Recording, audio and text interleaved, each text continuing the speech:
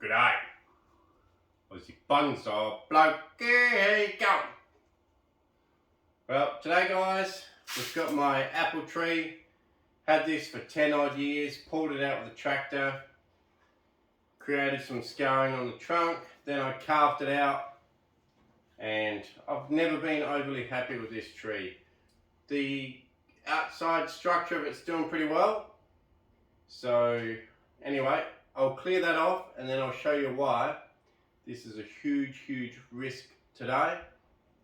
This might give it away. So let's get into it. I'm literally just going to go and chop back to something that looks nice. Okay, and maybe chop some of these low hanging fruit off. See all the apples. There's probably at least 14 apples on this tree. Okay, there's at least 14 apples on this tree. Whoops. And I don't think for this operation it's going to need it. So this is the ultimate risk at Bonsai. Let's give it a go. I'm going to clear it all off and then catch you in a minute.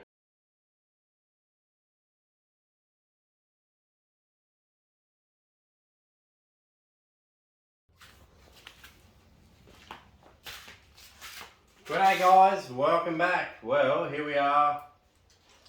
Pretty well trimmed out most of the branches. As you can see, the tree itself looks pretty cool. Got rid of nearly all the apples. There's only 2 or 3 left on the whole tree. Probably only 2. Massive risk today. Today's risk is the fact, if you haven't noticed, with this sphagnum moss here, I hate this trunk. Hate this trunk. And I've hated it for a long time, and I carved it, made it no better. In fact, it probably made it worse because you can see dead wood on both sides and it just narrows in, and that you're probably looking at the better side too. Now, what we're going to do is probably leave the whole top of the tree, and we are going to do a really risky huge maneuver, and we're going to do an air layer on the whole tree. And you guys have no risk at all, but I have maximum risk, because this risk of this tree, that apple fell on the bucket of water down there, and it fell exactly, come on, focus, it fell exactly like that. And there. Well, let's have a bit of a bite.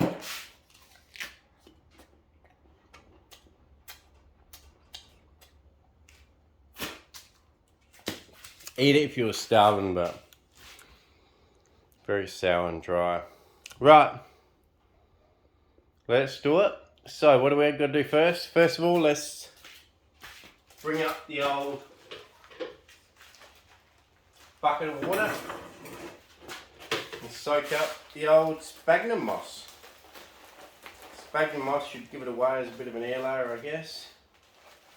It's a pretty general thing to use. I have used sand, potting mix and sphagnum moss in the past, and do you know what, to be honest, they all worked.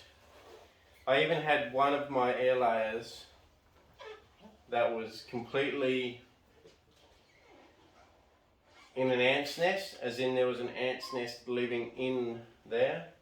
Somehow all the roots still survived in there. So you can see already that bag swollen up pretty well. And I'll just let it soak up some more water while I talk and go through the process. So what we've got a knife, a pair of snips to cut off some branches that may get in the way of our air layer, and also maybe a chisel or a knife to go around and remove it all. So let's get into that. So, okay, so what we'll do is I've already drawn a bit of a line. This here will be probably the front, and hopefully we'll be able to keep some of this deadwood interest in the front. thing is to bring everything back later. But anyway, that's beside the point. We're doing an air layer today. So, in the middle of the air layer, this branch here is going to get in the way. You might sort of cut away here a bit, this knobbly section, a little bit, but not much. If it grows roots out of this knobbly section, you know, it just expands where the root base will grow from.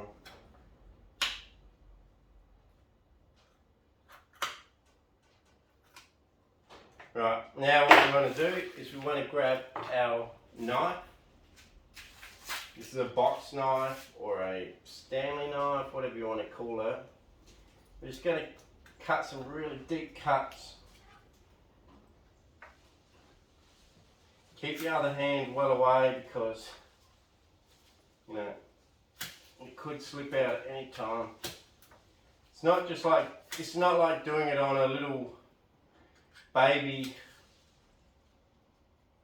you know, twig that you want to air layer. This is a thick tree with really thick cambium level, and you really want to cut pretty hard. And we'll do the second layer while we're here as well.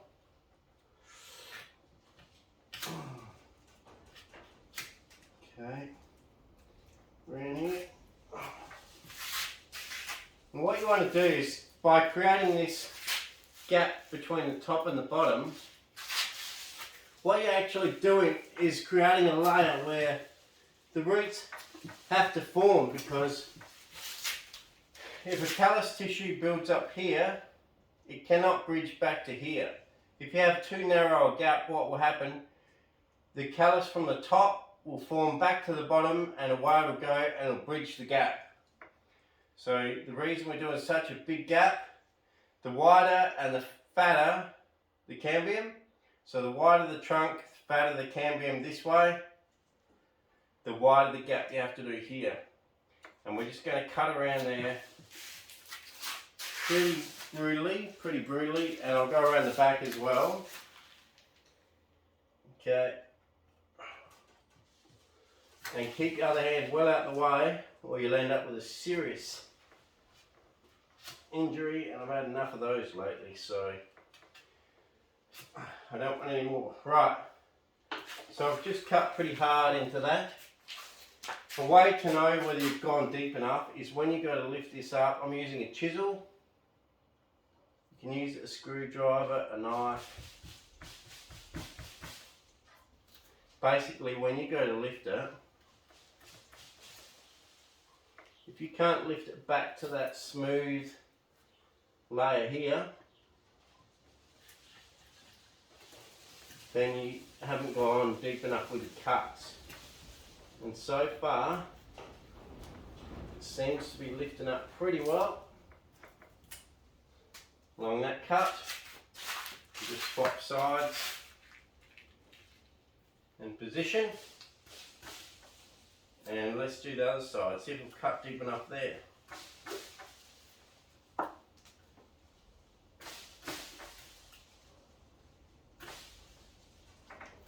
It's going to be a lot harder around these knobs, okay, to get a really nice clean area, but just put in the effort to really clean it up nice. And the reason we want such a nice clean cut is because a nice clean cut gives you less infections, I suppose you could say, and also allows the cambium to form a little bit better. It will form anyway with a bit of a rough cut, but you're, provoking disease to come in. So you want a nice clean cut everywhere that you can.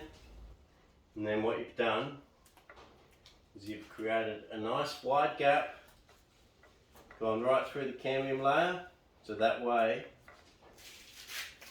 what happens is energy still goes up the trunk through the wood. All this wet wood here still brings energy and nutrients up from the roots. So don't think that you're cutting the supply of water off to the top. what's happening is the roots can still pump to the top, pump up all the nutrients and water that the top needs.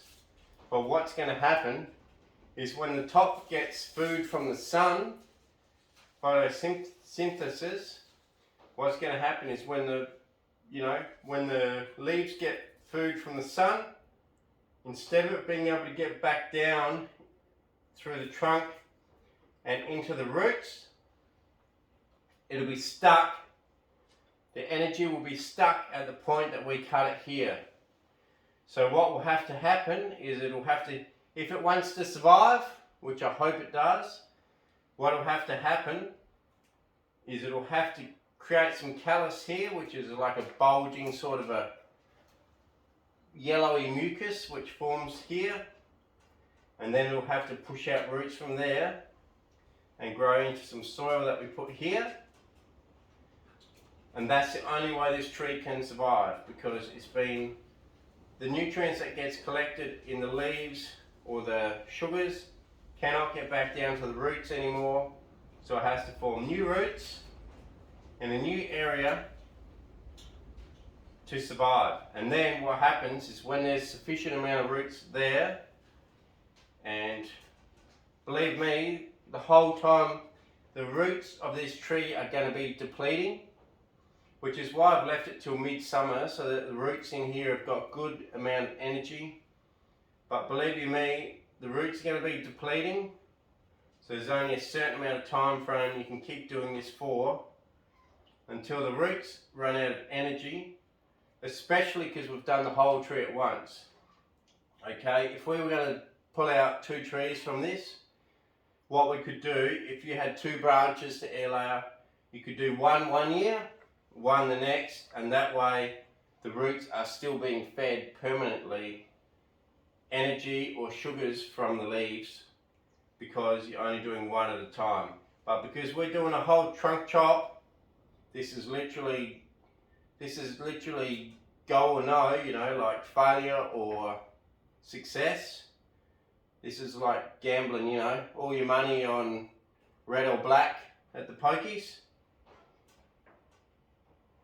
That's it, this is our only chance. It will either live or die.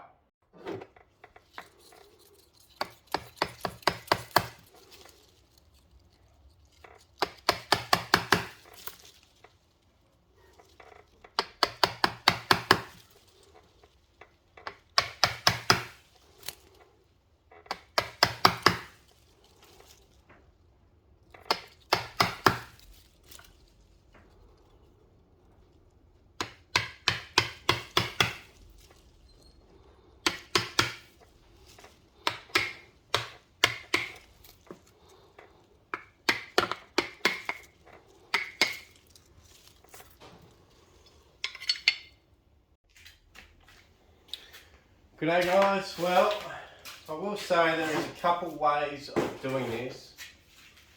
I've just got to find my snips. Okay, I found the snips. So there's a couple of ways of doing this. What you could do, you could grab a bag, okay, tape the bag around the bottom of the trunk here, fill it up, and then wrap it around the top here, and then it creates a root ball in the bag, which is a fine way of doing it. You rely on the moisture in the roots to put moisture into the air layer, which generally is enough, and the air layer will still take without having to supplement it with any sort of nutrients or water, and it should be fine. The roots still supply all of this, okay? At least until your air layer is removed, it should be sufficient. But another way of doing it is you put in, it's almost like a ground layer, but up above the ground. So the ground's down here, obviously. We can create a ground layer up here, and it's as if you cut that and then buried it really deep to there. So, okay, if you had room outside and it was easy digging, you could actually bury your whole tree to there. For a couple of years, dig it up, cut the bottom off, it may even rot off on its own, and you would end up with a small stumpy tree. But in this case we don't have that option. What we're going to do is probably do a ground layer but in the air, so an air layer up there, and have a gap between the top and the bottom trunk, and hopefully form a new lot of roots in the air, which is pretty cool. So it'll be cool to see. So what we're going to do is just cut down. Of course I got my blunt snip now that I haven't sharpened for 6 months.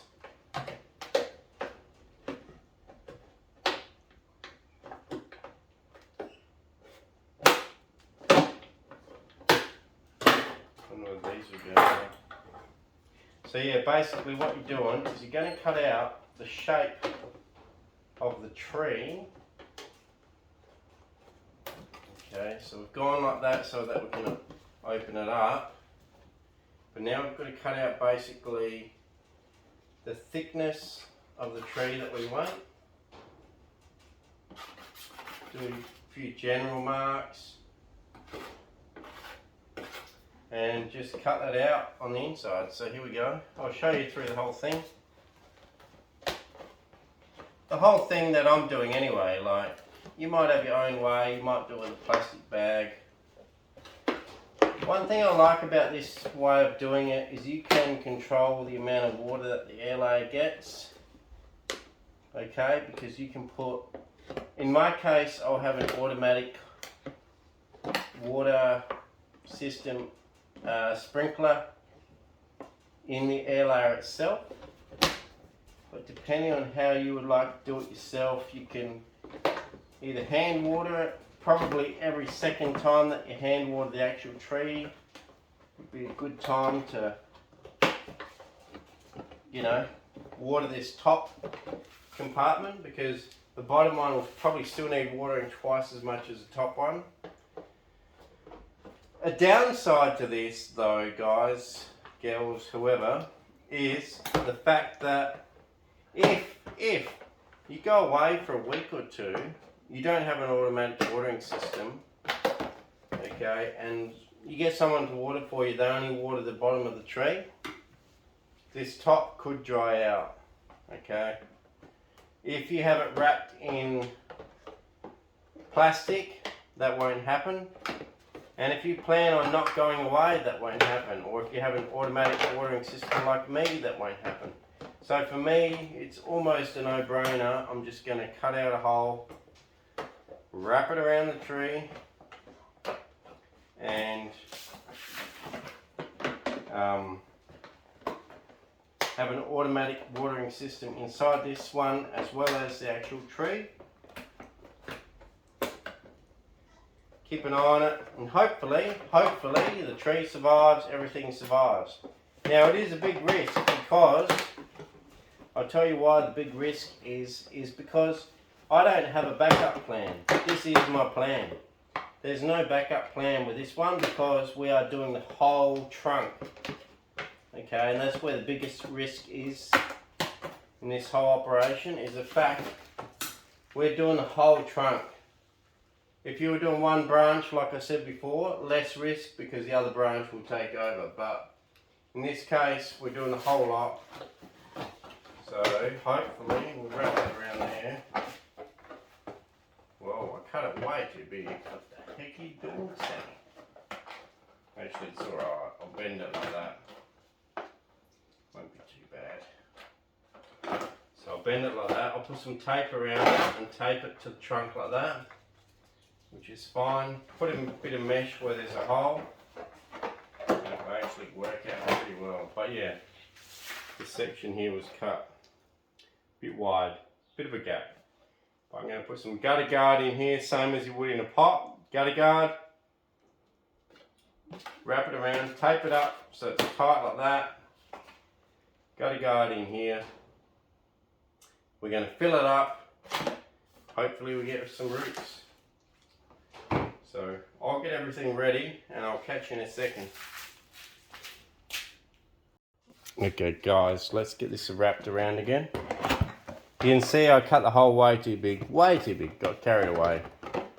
I thought my trunk was bigger than it was, which is a very common occurrence amongst blokes, thinking their trunk's bigger than it is. Although I myself have never thought that. I'm always happy to admit that I was born less than average. Okay, let's get this one in here. Close it up. Squash it in tight.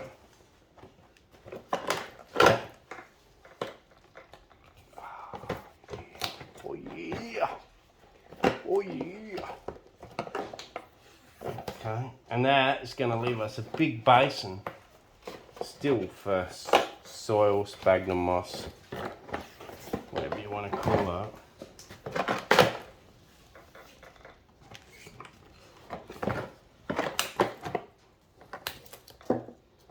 Right, now what I want to do is put this gutter guard in this corner.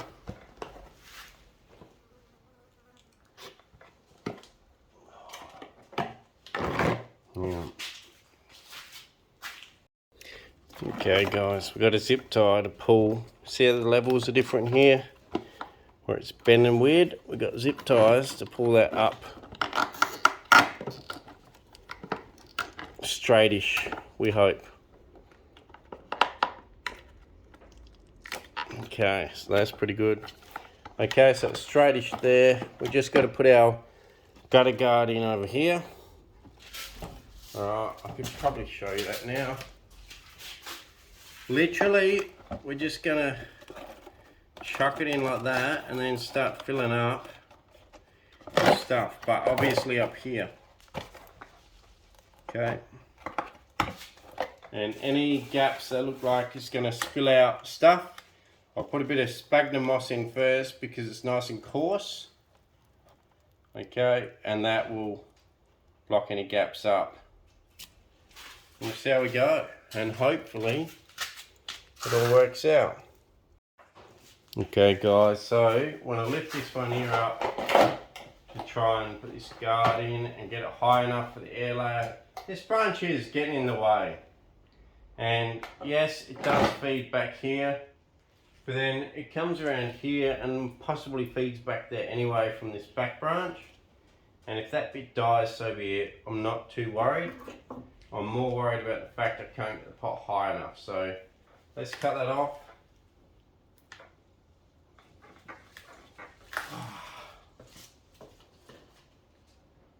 Should have used Tom's, ratchet pruners from Grow and Clip Bonsai for Seniors, but in this case we didn't.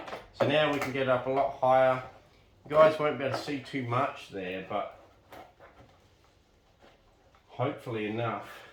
And what I might do is I might zip tie everything up onto these branches, okay, so that we know the pot's going to stay up there. And then I'll put some sphagnum moss around the bottom.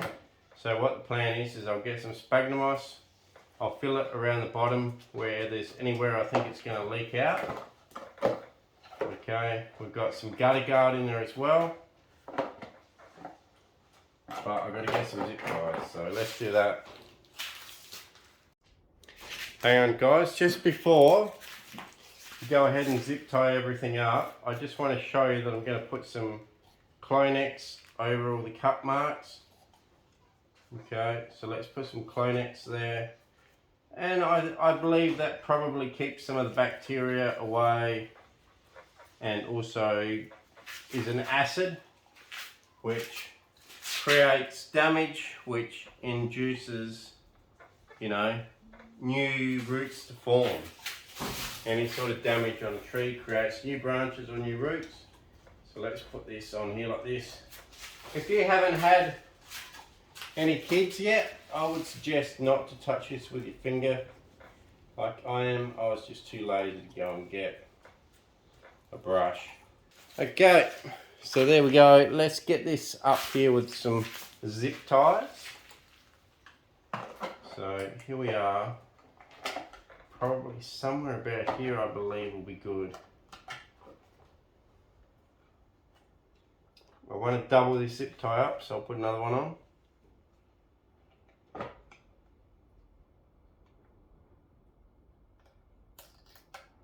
I'll go through this little hole here.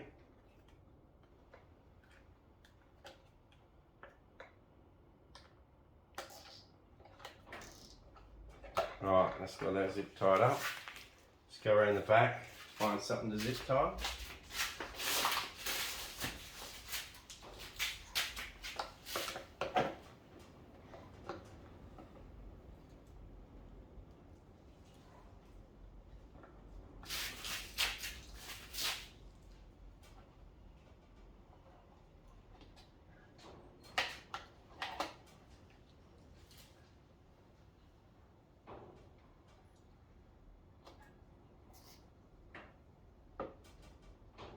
Okay, just going around the back here. There's not much to hang it on at the back, so I'm having to put quite a few zip ties to hold the back up, which is why I'm not talking a lot right now.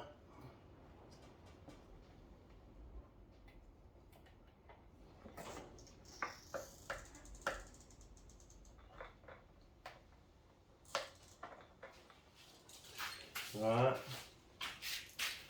somewhere in the front.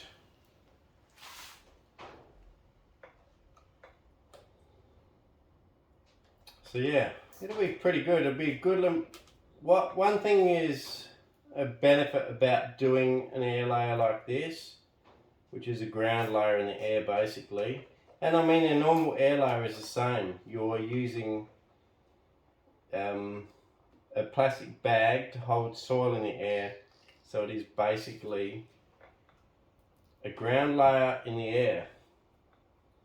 But one benefit about using a tub like this is you can put a lot of soil in, a lot of mass.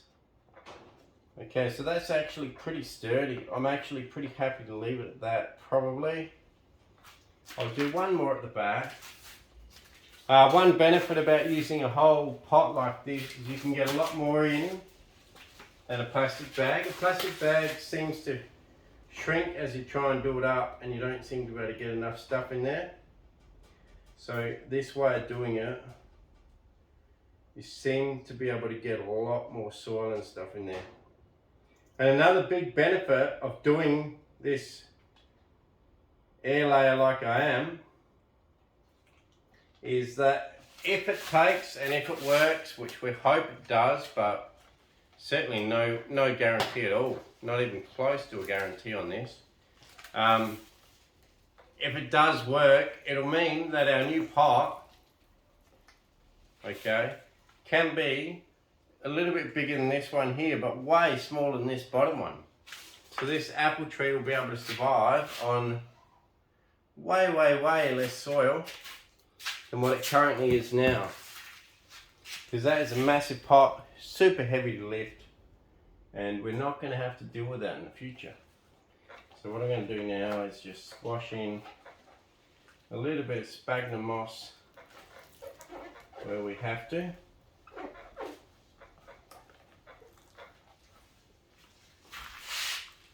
Just to hold it. I'll just get some more gutter guard, hang on.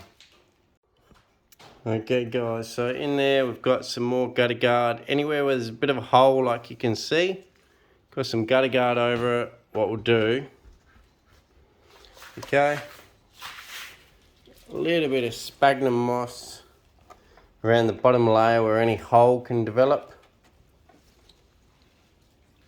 Just a little bit around the trunk. And remember, we've got that rooting hormone as well now. So what this will do is form a barrier so that when we put some soil in there, which I'm going to do, because I don't have enough sphagnum moss, it will stop it from coming out the bottom. Right, so what we'll do now, that we've got that completely sealed on the inside there. Alright, so you can see the sphagnum moss wrapped around pretty tight around the area. Bit of a daylight gap back there. Okay, so you can see it's wrapped around the bottom there pretty well. we got that gap there. Now we've got to fill this whole thing up to the top here. So let's do that. G'day guys, welcome back. So what we've got now is we've got sphagnum moss in here. Just some normal potting mix here. And here I've got some worm castings and some worm juice. And because I've run out of potting mix and because worm castings is meant to be good and I have plenty of it where I have a worm farm out the back. Okay, one day I'll show you the worm farm. I figure we'll use some worm castings as well and we'll mix it all together. Bit of a mix. So let's get some. Oh yeah, look at that. Oh yeah, mate. Oh yeah. Woo. Right, and then let's mix all this together. Oh yeah, beautiful. You should have taken your watch off soon. Okay. And what another thing it's going to do is going to put worms into the actual pot up top because even though it's worm castings, because it's still fresh and wasn't allowed to dry out, it still has worms in it. Okay guys, so here we go. This is the worm castings mixed with sphagnum moss. And you can see the worms still in there. And the worms are nothing but beneficial towards plants.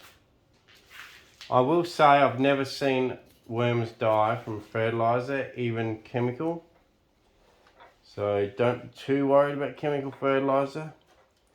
But pesticides is a no-go. If you use pesticides, the systemic ones, contact ones, okay, fair enough, because it doesn't go into the soil. But if you use systemic ones, you can kill your worm population, for sure. And a worm population in a bonsai is a good thing. So what we're going to do is we're just going to keep cramming it in here. You know, there's all sorts in here, worms and eggs and all their old stuff that they ate, pumpkin. But it's all turned into a, you know, into a digestible form from the tree, for the tree I should say. So what we'll do is we'll just keep going around the whole thing like this. Just really fill it up. And hope that we got enough, I guess. And when we're finished, I might do a few more laps of tape around the outside of that container because I'd hate for that tape to let go before it's set good roots.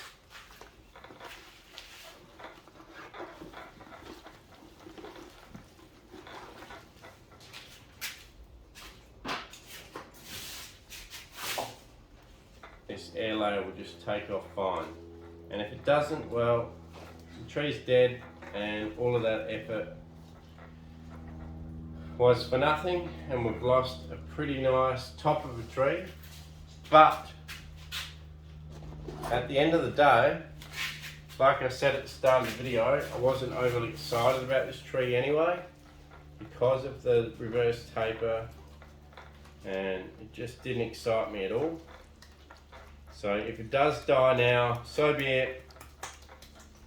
It's just, you know, how life goes and we'll move on. Right guys, so let's first run a few more layers around this pot just to prevent the fact that it could fall off if the tape gets a bit hot or a bit old. This could be on here potentially for a year. Okay, when will I detach this air layer? It depends on the roots. Okay, if the roots look good, I'll detach it during winter. It's coming, or this year, in another 5 months or so, 6 months. But if there's not many roots forming and I can't see many, I might leave all this exactly how it is for another full year and then maybe separate it, you know, Christmas next year, who knows. see how we go. But apple trees, I think, generally do layer pretty quickly. Alright, let's have a good look at this. So, there's the bottom with the roots. We've cut the middle of the trunk there. Filled it up with sphagnum moss mixed with potting mix and worm castings. You can see what the new layer is. Pretty cool. You can actually see the new layer of where the new level is going to be. All this dead wood and hollows and 2 trunks going up. Whether or not this is a front or not, who knows, but pretty cool to see some actual interest rather than a straight boring shitty trunk. So we should be able to see some goodness, and we'll walk around the whole thing. Let's just hope it survives. Like I say, I hope it does, because it is actually a sentimental tree to me. But at the same time that I say it's a sentimental tree, I can't live with it with that inverse taper down the bottom, because that is an ugly, ugly trunk. Just can't live with it. I would rather it die than live with that, even if it is sentimental. So, there you go. We've got a basket up in the air holding the soil. I'm going to stab probably an automatic mister in the top here, another one in the back to keep the back moist. Okay, and then probably there'll be like 3 around this tree. I think there was already. Top had 2. Well, we'll have 2, sorry. So I'm going to have to install 2 more, and that should ensure that it gets ample water and doesn't dry out, because drying out is its biggest problem right now, but it shouldn't happen with the misters on there. You can see already, cut it off a tree from there. Okay, looks cool, but one from there looks quite interesting, and obviously one from there where my hand is across there will mean some of these little branches will go. It'll clean up the trunks up a bit higher, but it'll be certainly a lot more interesting. So there you go. We're done. So just watching Aussie Bonsai bloke. We're, you know, taking the ultimate risk here. Risking killing the whole tree for the sake of this air layer. It's just how it is. Cheers, guys. Get a bit of Cooper's extra stout into you.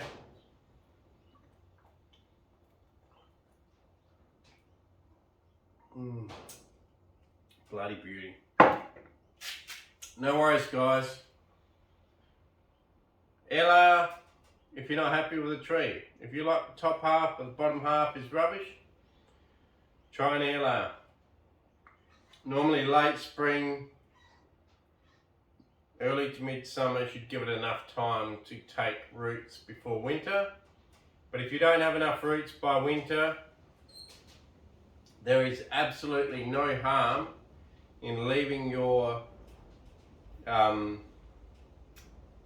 basket on here, or bag, or whatever you use, and leaving it for another 6 months, okay? It won't hurt. You can leave it for longer. The worst thing you can do is take it off too early. But I will keep you posted on that. Look under here. So you can see where the sphagnum moss is, and all this water here is running clear, which means, even off here, which means that the sphagnum moss is holding up in that hole with some mesh, and none of the dirt is coming out, because you could see how muddy it was before and it comes out clean. I reckon they could use sphagnum moss as a bloody water filter so you could drink, I reckon. Beautiful stuff. Beautiful. I can hear a dog. Oh, hey Roy. Hey, come on by. I love you, boy. Oh, so beautiful, boy. Yes, it is. Oh, you're so cute, boy. Oh, are you happy? Roy, Roy, Roy, you happy?